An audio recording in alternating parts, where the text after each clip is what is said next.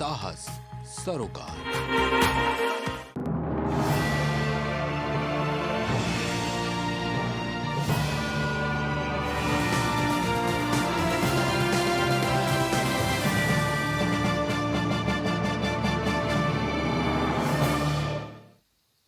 नमस्कार, आप देख रहे हैं प्राइम टीवी और मैं हूं आपके साथ मुस्कान अजमानी। बुलेटिन की शुरुआत बड़ी खबर से करते हुए, जहां मुख्यमंत्री योगी आदित्यनाथ का आज हरदोई दौरा है और इस दौरे को लेकर के तैयारियां जोरों पर है। वहीं सीएम के कार्यक्रम को लेकर प्रशासनिक महकमा पूरी तरीके से तैयारियों में जुटा है और मुख्यमंत्री के कार्यक्रम को लेकर डीएम समेत तमाम आला अधिकारियों ने कार्यक्रम स्थल का निरीक्षण किया है। साथ ही हेलीपैड और जनसभा स्थल का निरीक्षण कर डीएम ने जरूरी दिशा निर्देश भी दिए। साथ ही डीएम ने निरीक्षण के दौरान साफ तौर पर कहा कि मंच को व्यवस्थित ढंग से स्थापित किया गया है। इसके साथ ही साफ सफाई की भी पूरी व्यवस्थाओं को दुरुस्त किया गया है। तो देखिए, आज सीएम योगी आदित्यनाथ हरदोई दौरे पर जा रहे हैं। इस दौरान हरदोई की जनता को तमाम तरीके की योजनाओं की सौगात भी देते हुए आज सीएम योगी आदित्यनाथ नजर आएंगे।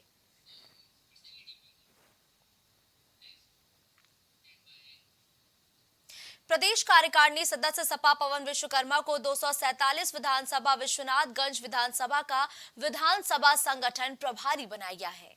बताया जा रहा है कि सपा पार्टी के राष्ट्रीय अध्यक्ष अखिलेश यादव के निर्देश पर यूपी समाजवादी पार्टी के प्रदेश अध्यक्ष नरेश उत्तम पटेल द्वारा 258 हंडिया विधानसभा क्षेत्र के बेल्हा सिंघामो निवासी पवन विश्वकर्मा प्रदेश कार्यकारिणी सदस्य को विश्वनाथ प्रतापगढ़ की बड़ी जिम्मेदारी मिली है।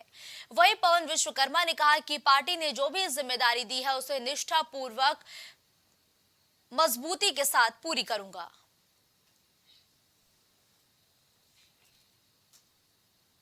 अब रायबरेली से खबर है, जहां जिला जेल के करवा चौथ के मौके पर सुहागिनों के लिए विशेष व्यवस्था की गई थी और पुरुष बंदियों से उनकी पत्नियों को मिलवाया गया, जबकि महिला बंदियों को उनके पति से फोन पर बात कराई गई। इस दौरान जेल प्रशासन ने महिला बंदियों को उनके पसंद की पूजा सामग्री भी उपलब्ध कराई। इतना ही नहीं, जेल प्रशासन ने महिला बंदियों को उनके श्रृंगार की सामग्री समेत लाल चुनरी तक उपलब्ध कराई। वही करवा चौथ के मौके पर महिला बंदी पतियों को सामने पाकर और जो नहीं आ सके उनसे फोन पर बात कर काफी प्रसन्न नजर आई।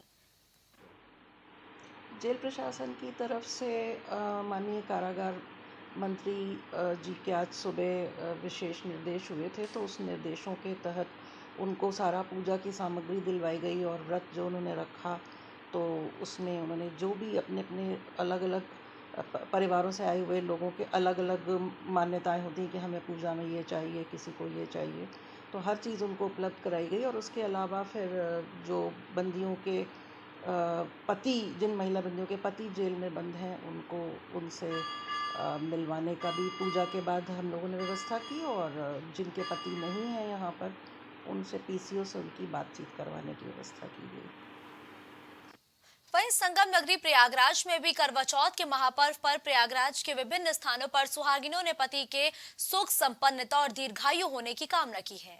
बताया जा रहा है कि करवा चौथ का व्रत रखने वाली महिलाओं को करवा माता की पूजा के बाद चांद के दीदार का इंतजार रहता है और दिन भर निर्जला व्रत रहने वाली सुहागिन महिलाएं चांद देखने के बाद ही व्रत तोड़ती हैं। वहीं करवा चौथ का व्रत हर साल महीने के कृष्ण पक्ष की चतुर्थी तिथि को रखा जाता है और करवा चौथ के महापर्व के बाद अब संगम नगरी प्रयागराज में लोग धनतेरस, दीपावली, भाई दूज के पर्व को जोरदार तरीके से मनाने में भी जुट गए हैं। इसकी मान्यता ये है कि इस दिन सुहागिनें पूरा 16 श्रृंगार करके, चांद को अर्घ्य देके और अपने पति की सुख समृद्धि एवं उनकी लंबी आयु के लिए निर्जल उपवास करती हैं। इसमें माता करवा की पूजा की जाती है, जिससे विधि विधान से ये पूजा संपन्न होती है। रुचि संभल पुलिस ने मानव तस्कर गैंग का बड़ा खुलासा किया है। पुलिस ने मामले का खुलासा कर बहला फुसलाकर बेचने को लाई गई लड़की को बरामद कर गैंग के 4 सदस्यों को गिरफ्तार किया है। आपको बता दें, पूरा मामला राष्ट्रीय राजधानी दिल्ली से जुड़ा हुआ है और पुलिस के मुताबिक मानव तस्कर गैंग ने दिल्ली रेलवे स्टेशन से एक नाबालिग लड़की को बेचने के लिए बहला फुसलाकर उसको संभल ले आए थे। कैला देवी थाना इलाके में लड़की का 20,000 रुपए में आरोपियों ने सौदा तक कर दिया था। पुलिस को मामले की सूचना हुई तो बहजोई थाना पुलिस ने एक महिला समेत गैंग के 3 सदस्यों को खरीदार समेत पकड़ लिया और नाबालिग लड़की को बरामद कर लिया है। पुलिस के मुताबिक गैंग इस तरह से लड़कियों को फंसा कर लाता है और ज्यादा उम्र के लोगों को बेच देता है। पूरे मामले में पुलिस गहनता से छानबीन कर रही है। आज सुबह पुलिस को सूचना मिली थी कि कुछ व्यक्ति एक नाबालिग लड़की को दिल्ली रेलवे स्टेशन से पहला फुसला के लाकर यहाँ पे एक व्यक्ति को बेचने की फिराक में है। इस सूचना पर तुरंत थाना बहजोई की पुलिस तथा सर्विलांस की टीम और एएसटीयू की टीम को एक्टिवेट किया गया, जिन्होंने इस पे कार्य करते हुए मौके से अभियुक्तों को गिरफ्तार किया, जिनके नाम कप्तान पुत्र दंगल सिंह निवासी बदायूं, रामोतार तारी निवासी जनावई, विनीता पत्नी कप्तान, ये तीनों एक नाबालिग लड़की को दिल्ली के रेलवे स्टेशन से लाकर श्रीपाल पुत्र धर्म सिंह निवासी कैला देवी को बेचने आए थे, जहां पर पुलिस ने इनको गिरफ्तार किया और लड़की को बरामद किया।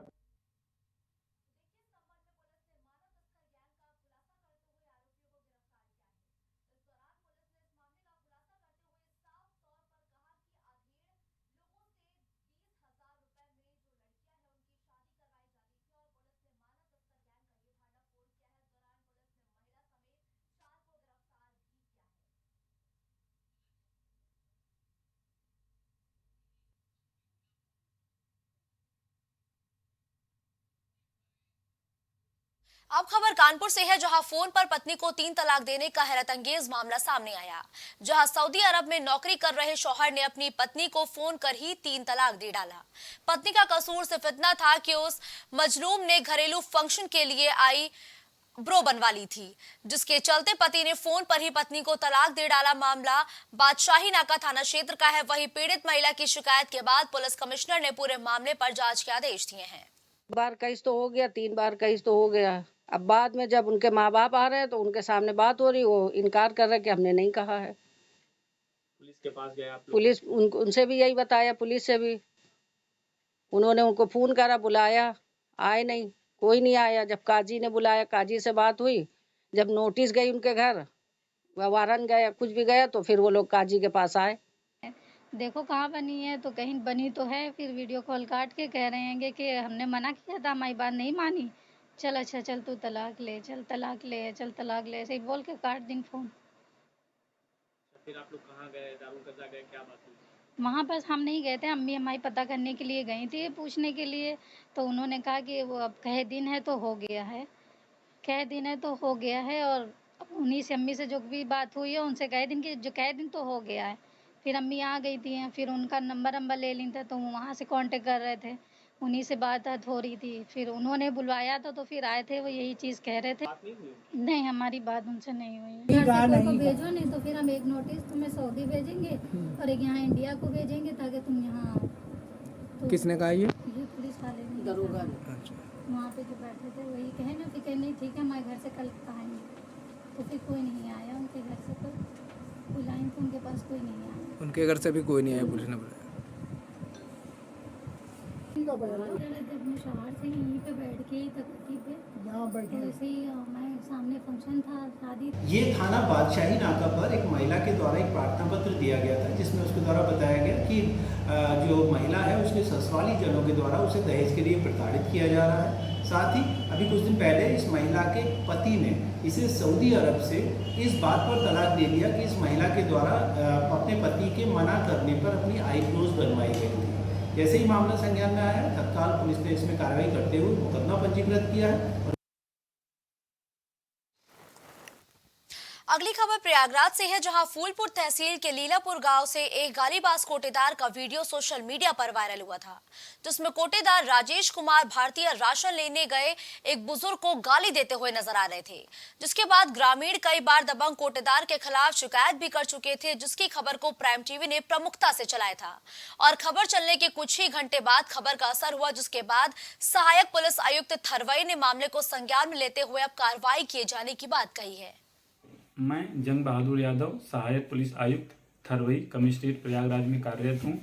एक वीडियो संज्ञान में आया है जो थाना सराय इनायत के लीलापुर कला गांव का है, जिसमें एक कोटेदार द्वारा दूसरे व्यक्ति को गाली दी जा रही है, जिसके संबंध में प्रार्थना पत्र प्राप्त कर विधिक कार्रवाई अमल में लाई जा रही है।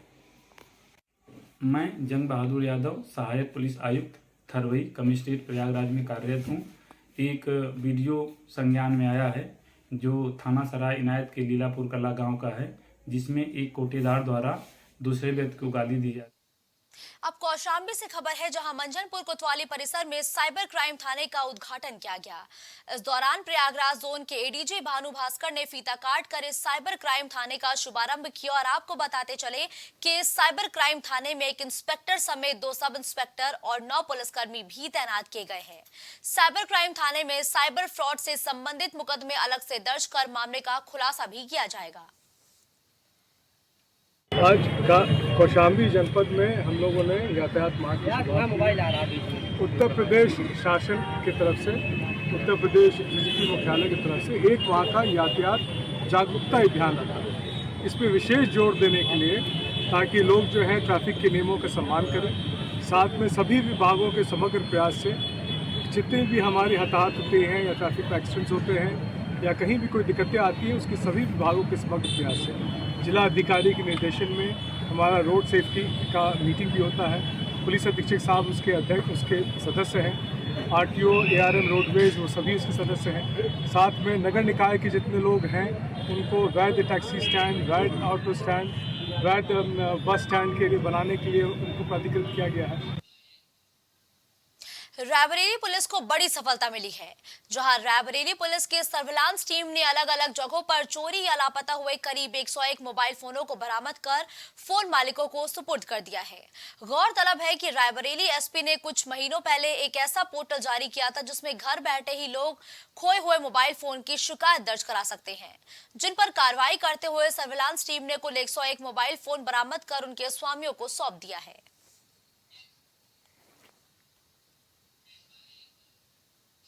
अब खबर संभल से है, जहां पुलिस के हाथ एक बड़ी सफलता लगी है। थाना हयात नगर पुलिस ने चोरी की घटना का 48 घंटे के अंदर ही खुलासा करते हुए 4 अभियुक्तों को एक ट्रैक्टर, सोनालिका और गारा बनाने की मशीन के साथ गिरफ्तार किया है। बताया जा रहा है कि ईट भट्टे पर खड़े 2 ट्रैक्टर, गारा बनाने की मशीन और अल्टरनेटर को कुछ दिनों पहले अज्ञात चोरों ने चुरा लिया था, जिसके बाद भट्टा स्वामी की तहरीर पर थाना हयात नगर पुलिस ने अज्ञात चोरों के खिलाफ मुकदमा दर्ज कर जांच पड़ताल शुरू कर दी थी। वहीं अज्ञात चोरी की घटना का थाना हयात नगर पुलिस ने 48 घंटे में खुलासा करते हुए एसओजी और सर्विलांस टीम की मदद से 4 अभियुक्तों को हैबतपुर रोड पर गोविंदपुर तिराहे से गिरफ्तार किया है। वहीं पकड़े गए अभियुक्तों के कब्जे से एक ट्रैक्टर, सोनालिका, गारा बनाने की मशीन और अवैध शस्त्र भी बरामद किए हैं। फिलहाल पुलिस अभियुक्तों के अन्य साथियों की तलाश में जुटी हुई है। विगत दिनांक 30 अक्टूबर की रात्रि को थाना हयात नगर के ग्राम हसनपुर स्थित ईंट भट्टे से अज्ञात एवं मर्डर अपराधियों द्वारा 2 ट्रैक्टर एवं 2 गारा बनाने की मशीन ले जाई गई थी। इस संदर्भ में थाना तत्काल ही अभियोग पंजीकृत किया गया एवं अनावरण हेतु टीमें लगाई गई एवं ऑपरेशन दृश्य के तहत लगाया गया सीसीटीवी कैमरों के आधार पर अभियुक्तों की पहचान की गई एवं उनके रूट को चेक किया गया तो कुछ अभियुक्त प्रकाश में आए, जिन्हें आज गिरफ्तार किया गया है।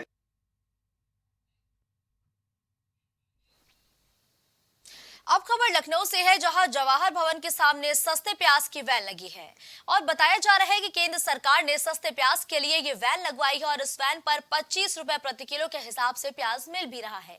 जहां सस्ता प्याज देखकर खरीदने वालों की लंबी लंबी लाइनें तक देखने को मिली। वहीं लाइन में लगे लोगों ने प्याज को लेकर शिकायत भी अब दर्ज करा दी है। इस दौरान लोगों ने शिकायत दर्ज कराते हुए कहा कि वैन से सड़े प्याज की बिक्री हो रही है। प्याज की लगातार दरें बढ़ती जा रही हैं, यानी कि प्याज महंगी होती जा रही है। उसको लेकर केंद्र सरकार ने जो फैसला लिया, लोगों तक सस्ते प्याज पहुंचाने के लिए तो जगह जगह स्टॉल भी लगाए गए।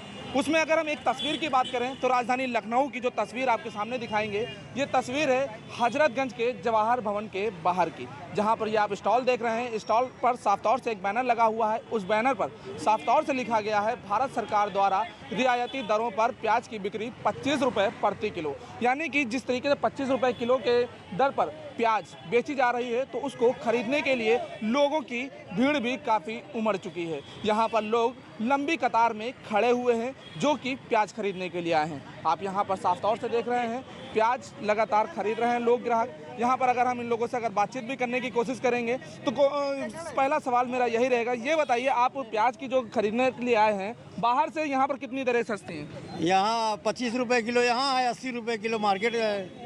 वो भी खराब ही है सारी की सारी प्याजें। प्याज खराब आ रही है बहुत ज़्यादा सर। तो जिस तरीके से यहाँ पर अभी यहाँ पर और लोग भी मौजूद हैं, उनसे भी अगर हम बातचीत करने की कोशिश करेंगे तो यहाँ पर आप साफ तौर से देख सकते हैं केवल मजदूर किस्म के ही नहीं, जो ऑफिस में भी काम कर रहे हैं वो लोग भी यहाँ पर लाइन लगाए हुए हैं। ये बताइए सर, आप यहाँ पर कितने बजे से लाइन लगाएं? 1 घंटा हो गया। 1 घंटा हो गया। बाहर से जो दरें यहाँ पे सस्ती आ रही हैं और जो लोग आरोप लगा रहे हैं कि प्याज खराब है, क्या इस चीज़ को अभी आपने देखा? नहीं, अभी तो मैं ले रहा हूँ, अभी तो नहीं देखा। अभी नहीं देखी। तो जिस तरीके से यहाँ पर प्याज की हम थोड़ा सा तस्वीरें भी दिखाएंगे, गाड़ी के अंदर की जो प्याज की जो तस्वीरें हैं वो आप साफ तौर से देख रहे हैं। यहाँ पर केवल पुरुष ही नहीं, महिलाएं भी काफ़ी संख्या में उतर रही हैं प्याजों को खरीदने के लिए। लेकिन अगर यहाँ पर जो ग्राहक आ रहे हैं उन ग्राहकों में आरोप भी ये भी लग रहा है कि जो प्याज है वो खराब की मात्रा भी ज़्यादा है और लोगों तक सस्ती पहुंचाई जा रही है। लेकिन अगर केंद्र सरकार की बात की जाए, जिस तरह से लोगों तक जो सस्ती दरों पर प्याज पहुंचाई जा रही है और जो आरोप लग रहे हैं, उन आरोपों के बाद आखिर सरकार क्या कुछ सख्त कदम उठाएगी जिसको लेकर लोगों तक अच्छा प्याज पहुंच सके और उनके स्वास्थ्य पर किसी तरह का कोई प्रभाव ना पड़े। वीडियो जर्नलिस्ट दीपक के साथ मोहम्मद कलीम, प्राइम टीवी, लखनऊ। इस बुलेटिन में फिलहाल के लिए बस इतना ही। देश और दुनिया की तमाम बड़ी खबरों के लिए आप देखते रहिए प्राइम टीवी।